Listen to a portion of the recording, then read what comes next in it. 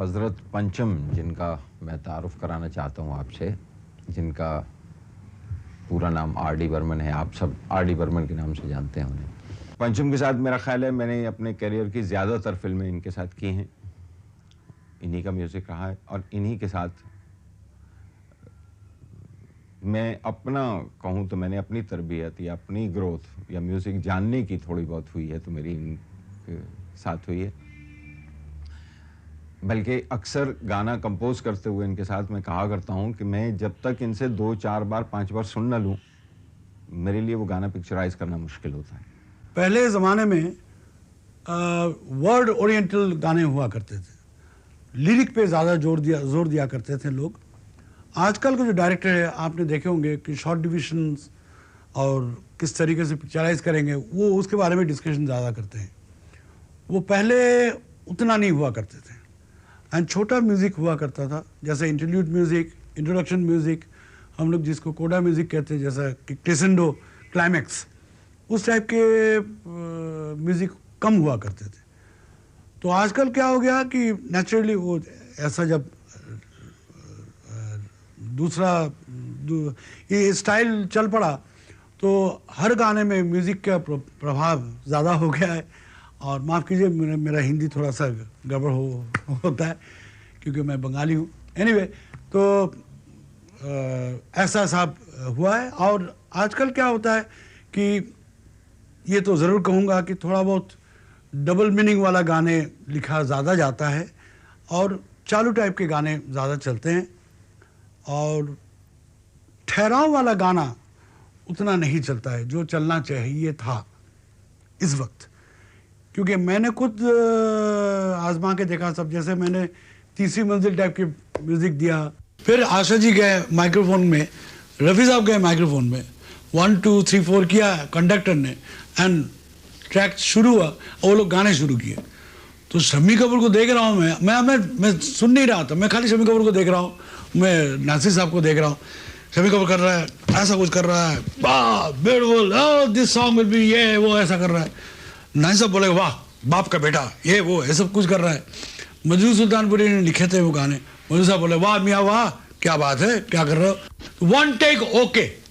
तो ये एक कमाल चीज़ है, इतनी बड़ी पिक्चर का पहला गाना ओ हसीना जुल्फों वाले जाने जहाँ, वो गाना दोनों ने मिलकर डुएट गाना गाए और 1 टेक ओके होता है, लेकिन इस तरीके से नहीं होता है, नहीं हुआ होगा कोई गाना। ये है साहब कमाल की किस्सा जो हमारे लाइफ में एक यादगार सी चीज़ है। Nasir, I tell you one thing, this music is going to send trend setting music है, ये एक ट्रेंड सेट हो जाएगा। तो मैं तो एकदम ऐसे गिर पड़ा, बाप रे बाप, इतनी बड़ी बात बोल दी। और कौन कह रहा है? शम्मी कपूर कह रहा है। तो मुझे ये तो मालूम नहीं साहब कि ट्रेंड सेट हुआ ना क्या हुआ ना हुआ, लेकिन इतना ज़रूर मैं कहूँगा कि वो उस टाइप के म्यूज़िक उसके बाद काफ़ी लोग, जैसे ब्रास ओरिएंटल सॉन्ग्स जिसको कहते हैं, थोड़ा जैज़ टाइप की म्यूज़िक, थोड़ा सा उस टाइप की म्यूज़िक, रॉक टाइप की म्यूज़िक, वो इंडस्ट्री में काफ़ी लोग ने शुरू किया डेफिनेटली। जब मैं फिल्म हम किसी से कम नहीं बना रहा था, उस दरमियान में मेरा लंदन जाने का इत्तेफाक हुआ और वहाँ एक मशहूर जगह है टिफ़नीज़, जहाँ पर टीनेजर बॉयज़ एंड गर्ल्स, उस ज़माने में डिस्को वगैरह बड़ा पॉपुलर था। वहाँ पे मैंने देखा कि एक गाना लोग नाच रहे हैं, वो गाना ख़त्म होता है, लोग वहाँ पर से डांस प्लेटफॉर्म से हटते नहीं हैं कि दूसरी ट्यून, दूसरा गाना शुरू हो जाता है और लोग जो है ज़ोर का नारा मारते हैं, चीयर्स करते हैं और दूसरा गाना शुरू हो जाता है। मैंने जब वहाँ से वापस आया तो मैंने आर.डी. से कहा कि मेरे यहाँ एक डांस कंपटीशन सिचुएशन है जिसमें मैं एक ट्यून इस्तेमाल नहीं करूँगा, मैं चाहता हूँ 3 या 4 ट्यूनें इस्तेमाल करूँ। तो हमेशा की तरह पंचम हर नए तजुर्बे के लिए तैयार रहते हैं और हमने गाना भी लिखवा लिया, 4 गाने बनवाए, 4 डिफरेंट ट्यूनें, 4 डिफरेंट रिदम्स। रिकॉर्ड होने से पहले आर.डी. बर्मन के कुछ दोस्तों ने वहाँ पर कहा कि भाई ये आप बहुत बड़ा रिस्क ले रहे हैं कि एक गाने का जब मज़ा लेने लगते हैं आप उसको छोड़ के दूसरे गाने में चले जाते हैं और इसी तरह तीसरे में चले जाते हैं, तो कहीं ऐसा ना हो कि लोगों को ये पसंद नहीं आए। तो मुझे अभी तक याद है पंचम ने कहा कि बात तो सही है, मगर इतना बोल्ड एक्सपेरिमेंट नासिर साहब आप नहीं करेंगे तो कौन करेगा, करके देखिए, नहीं पसंद आएगा तो पूरी एक्टिंग वगैरह कर देंगे, थोड़ा आपका नुकसान होगा शूटिंग का, मगर देख कर करके देखिए। अब उसमें 4 गाने थे, इसमें से एक गाना आर.डी. ने खुद भी गाया था, और वो इस कदर पॉपुलर हुआ नंबर कि अक्सर मैंने देखा है, जिन लोगों ने 8 मरतबा या 10 मरतबा फिल्म देख ली है, वो सिर्फ एक कव्वाली सुनने के लिए आते थे और ये डांस कंपटीशन देखने के लिए आते थे हॉल के अंदर, और उसके बाद चले जाते थे। जहाँ तक आर.डी. बर्मन का और मेरा सवाल पैदा होता है, अव्वल तो मैं उसे आर.डी. बर्मन के नाम से कम और पंचम और घोंचू के नाम से ज़्यादा जानता हूँ, क्योंकि मेरा बहुत ही प्यारा दोस्त है, मेरे भाई समान है। हम लोगों की दोस्ती बहुत पुरानी है। शायद 1955 में जब पहली बार प्यासा में वो असिस्टेंट डायरेक्टर बन के सचिन देव बर्मन साहब को असिस्ट कर रहे थे, और उसके बाद जब 1958 में उन्होंने खुद अपनी पहली फिल्म में म्यूज़िक दिया, उस दौरान, उससे पहले बल्कि जब वो उस्ताद अली अकबर खान साहब की शागिर्दी में थे कुछ अर्सा, और फिर रविशंकर साहब के यहाँ, मैं उस वक्त से जानता हूँ पंचम को। मेरी शख्सियत से पंचम किसी हाल नावाकिफ़ नहीं था, मुझे अच्छी तरह जानता है और इंशाल्लाह जानता रहेगा। तो जहाँ तक मेरा ज़ाती नज़रिया है वो ये है कि गब्बर के किरदार को और संवारने वाला न सिर्फ डायरेक्टर रमेश सिप्पी थे और राइटर्स थे, बल्कि बैकग्राउंड म्यूज़िक भी, न सिर्फ वो गाना महबूबा, बल्कि बैकग्राउंड म्यूज़िक जो हर वक्त गब्बर की एंट्री पे एक बड़ी अजीब सी एक धुन जो है वो फिज़ा में लहराती थी, उसने जो इम्पैक्ट क्रिएट किया और जो तहलका मचाया, शायद उसमें बहुत बड़ा कंट्रीब्यूशन पंचम का था। इसलिए मैं तो ये कहूँगा कि साहब, मेरी ज़ात से वाकिफ़ होने के बाद, आशना होने के बाद, और मेरी अदाकारी, खैर अगर आप कह सकते हो उसे, तो उसमें पंचम का बहुत बड़ा हाथ था। और मेरी नज़र में उस पूरी फिल्म का एक बहुत बड़ा प्लस पॉइंट रहा उस फिल्म की बैकग्राउंड म्यूज़िक। मैं फिल्म लाइन में आई हूँ, बहुत म्यूज़िक डायरेक्टरों के साथ काम किया और हर एक की स्टाइल मैंने अपनाई, जैसे बर्मन दादा, जैसे मदन भैया, ओ.पी. नैयर, जो भी हैं म्यूज़िक डायरेक्टर, बहुत स्टाइल मैंने गाई हैं। लेकिन जब से पंचम के साथ मैं उनको बब बुलाती हूँ, उनके साथ मैंने जब से काम शुरू किया, तब से मैंने एक पाया कि मेरी आवाज़ का उपयोग कितना ज़्यादा से ज़्यादा कर सकती हूँ मैं, यानी मेरी रेंज कितनी है, मैं क्या नयापन आवाज़ में कर सकती हूँ। आपने तीसरी मंजिल फिल्म देखी होगी, उसमें अलग अलग किस्म के गाने मैंने गाए। उसके बाद आपने कारवां देखा होगा, वो अलग था। और बहुत सी फिल्में हैं जिसमें उन्होंने मुझे क्लासिकल से लेके कैबरे ऐसे गवाए हैं कि आपको याद है, कारवां में एक गाना था, हाय रे दैया मैं कहाँ आ फंसी, हाय रे फंसी, पापे बचा लो तुसी। उस गाने की रेंज, मेरा नहीं ख्याल है कि बड़ी बात नहीं कहनी चाहिए, लेकिन वो रेंज बहुत ज़्यादा थी। बहुत से एलिमेंट्स जब ये म्यूज़िक कंपोज करते हैं तो ये विजुअलाइज करते हैं, और मेरा ख्याल है इनकी जो डिस्टिंक्शन या इनका जो अलगपन बाकी म्यूज़िक डायरेक्टर के साथ जो मैंने महसूस किया है इनके साथ काम करते हुए, वो ये कि फिल्म मीडियम को बड़ा कमाल समझते हैं। इस मीडियम को, जिस मीडियम में ये म्यूज़िक देते हैं, उस मीडियम को बहुत खूबसूरती से समझते हैं और बहुत अच्छी तरह जानते हैं।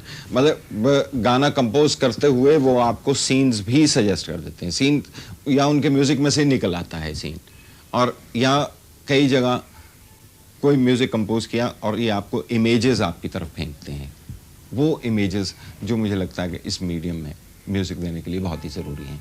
2 दिन पहले शक्तिदा ने, मतलब शक्ति सामंत साहब ने उनकी सिचुएशन बता के गए। अच्छा, वो सिचुएशन क्या बता के गए, वो सीन बता के गए कि राजेश खन्ना साहब आशा पारेख जी को वहाँ पे लेके जाएंगे और बिंदु आएगी, बिंदु पहले जानती है उसको, और वो आके उसको एक्सपोज कर देंगे कि आप वो लड़की नहीं है जिसका नाम वो है। तो उसमें आशा पारेख जो कैरेक्टर है उस कैरेक्टर गिर जाएगी। तो वो बोल के चले गए। हम लोग दारू पी रहे थे, तो बख्शी साहब ने बोले कि यार पंचम एक बात सुनो। हमने क्या है कि हम लोग कैबरे करते रहते हैं, कैबरे गाना बनाते, तो ये ज़रूरी है कि वो गाने में गाना गा के बोले और डायलॉग फॉर्म में क्यों नहीं बोले कि ये लड़की जैसा सीन शक्ति जाने बता के गए। हमने क्यों नहीं, हमने कैसे, फिर आप सुन लीजिए किस तरीके से हम लोगों ने बनाया वो गाना। वो गाना भी है, इट्स लाइक क्या बोल सकते हैं, जैसा अंग्रेजी पिक्चर में जैसे माय फेयर लेडी में होता है, वेस्ट साइड स्टोरी में होता है कि when it's song scene is a part of a song, it's like that. तो मतलब वो सीन ही हम लोगों ने, उन्होंने लिखा ही सीन और हम लोगों ने कुछ नहीं किया, हम लोग कुछ ज़्यादा कुछ गाना नहीं बनाया, उसका म्यूजिक एक बना दिया, रिदम बना दिया। एंड आशा जी को कहा कि आप डायलॉग फॉर्म में बोलिए, और उन्होंने for the first time dialogue form में इतनी अच्छी तरीके से उन्होंने गाना गाया। मेरा नाम है शबनम, प्यार से लोग मुझे शब्बो कहते हैं। इसमें गाना कम था और पूरा समझ लीजिए कि 16 बार 18 बार 20 बार के डायलॉग मैं बोलती थी और बीच बीच में आलाप वगैरह लेती थी, तो ये एकदम नयापन था। उसके बाद ऐसे गाने बहुत बने। मैं बताती हूँ, मुझे एक मज़ा हुआ था कि ये गाना सुनने के बाद मद्रास की किसी फिल्म में ये गाना लिया था, सेम सब ट्यून और बोलने का सब। फिर वो फिल्म चलने के बाद फिर उसको हिंदी में उन्होंने डब करना चाहा, तो अगेन वो गाना मेरे पास आया। तो मैं हंस रही थी कि अब खाली उसमें बोल अलग अलग थे लेकिन वही ट्यून थी। तो इनके गाने बहुत लोगों ने मतलब लिए हैं, उसका एक वो मिसाल है। I am not a professional singer like such. मेरे बचपन में एक टॉन्सिल ऑपरेशन हो चुका है, उसके बाद मेरा गले का बिहेवियर थोड़ा सा चेंज हो गया था, मतलब हल्का पतला सा वॉइस हो गया था कि जब भी मैं गाता हूँ मैं कोशिश करता हूँ कि थोड़ा अलग टाइप का वॉइस में गाऊँ। लेकिन एक सौभाग्य और दुर्भाग्य की बात भी मैं कहना चाहूँगा कि मेरे वॉइस सुन के अमिताभ साहब बहुत खुश हो गए थे। अमिताभ साहब ने कहा कि भैया पंचम ये मेरे लिए तो तुमको गाना ही पड़ेगा। मैं बोला कि यार फिर से फंसने वाली बात है, एक तो तुम्हारे लिए गाना गाऊँ और ऐसा वैसा करके गाना, बोला नहीं तुम्हारा नॉर्मल वॉइस में गाना गाओ। तो मैंने 2 पिक्चर की है उनके साथ, वो 2 पिक्चर मेरा दुर्भाग्य है कि वो 2 पिक्चर चली नहीं। उस पिक्चर, एक पिक्चर का नाम है महान, जो भी अगेन साउथ की मद्रास की पिक्चर थी, उसमें अमिताभ साहब के ट्रिपल रोल था, और एक पिक्चर किया था पुकार। उस दोनों पिक्चर में मैंने प्लेबैक दिया था उनके लिए, लोगों ने बहुत तारीफ की। If I ever do anything for children's films, I would like to make a film for children myself, and if I do that, and if I want to use music, whether as a background music or as a song, my first thought would be to ask Pancham to do the music, because I can't think of anybody else. I mean, firstly, I would not be comfortable with working with anybody else, and secondly, because I love his music. I feel very funny saying this. एक film किताब बनाई हमने, किताब जिसमें बच्चे सारे class में बैठे हुए शोर मचाना शुरू करते हैं और अपने अपने डेस्क पीट कर गाना शुरू करते हैं, आ आ ई मास्टर जी की आ गई चिट्ठी। और पंचम जब ये कंपोज कर रहे थे, इसका म्यूज़िक बना रहे थे, उस वक्त हमें ये बिल्कुल ख्याल नहीं आया कि ये क्या करने वाले हैं रिकॉर्डिंग में, क्योंकि रिकॉर्डिंग में इन्होंने सिर्फ कुछ डेस्क टेबल सामने रख लिया और उनको पीटना शुरू कर दिया और उसके ऊपर वो रिदम तैयार किया जो बहुत ही रियलिस्टिक है। मेरा ख्याल है ये कुछ अंग हैं उनके जो उन्हें अनोखा और अलग बनाते हैं बाकी तमाम म्यूजिक डायरेक्टर से। फिर पंचम के साथ मैं लगे हाथों यहीं पे ये भी जिक्र कर दूं कि जैसे मैंने कहा था कि उनके अंदर का बचपना नहीं गया, मुझे लगता है उनका लगाव बच्चों के साथ या वो बच्चों की तरह महसूस कर लेना एक बहुत कमाल की खूबी है। और इन्होंने बच्चों के गाने जो दिए हैं, जैसे फिल्म थी मासूम जिसमें लकड़ी की काठी काठी का घोड़ा, काठी घोड़े की दुम पे मारा जो थोड़ा दौड़ा दौड़ा दौड़ा घोड़ा दुम दबा के दौड़ा, इस तरह के गाने ये, और वो गाना लोगों को पसंद भी आया, लोगों ने उसे अपनाया, पॉपुलर हुआ बहुत। वो जब तक बच्चे की तरह आदमी महसूस ना कर सके, मुझे नहीं लगता कि कोई इस तरह से गाना कंपोज कर सकता है। परिचय में सारे के सारे गानों को लेकर गाते चले। एक और मिसाल है बच्चों के गाने के बारे में, यही किताब का गाना जिसके बारे में मैं जिक्र कर रहा था, आ ई मास्टर जी की आ गई चिट्ठी। जब तक आदमी वो लड़कपन या वो स्कूल बॉयश मिजाज या टेम्परामेंट वो ना हो आदमी में, तब तक ये इस तरह के गाने कंपोज करना बड़ा मुश्किल काम है। खूबसूरत में एक गाना था इनका, मुझे बोल इस वक्त याद नहीं, इतना याद है कि कायदा कायदा कायदा आखिर इसका फ़ायदा। I find his music fabulous. I mean, it's been, when I was a small kid, I always used to listen to Indian film music at home because I was brought up with Indian kids, and I always heard his stuff. I didn't know why. I always picked on it. And the more I collected Indian film music and or any Indian music generally, it was always his stuff that stood out. He is a fabulous singer, no doubt. एक तरफ निहायत traditional है, बहुत कम लोग जानते हैं कि हिंदुस्तानी classical music से पूरी तरह वाकिफ़ हैं, और उसके साथ साथ बहुत मॉडर्न है। आज के दुनिया भर के म्यूज़िक में जो भी एक्सपेरिमेंट्स हुए हैं या हो रहे हैं उनसे वाकिफ़ हैं, और वो ख़ुद भी करते रहते हैं इस तरह के तजुर्बे, इस तरह के एक्सपेरिमेंट्स।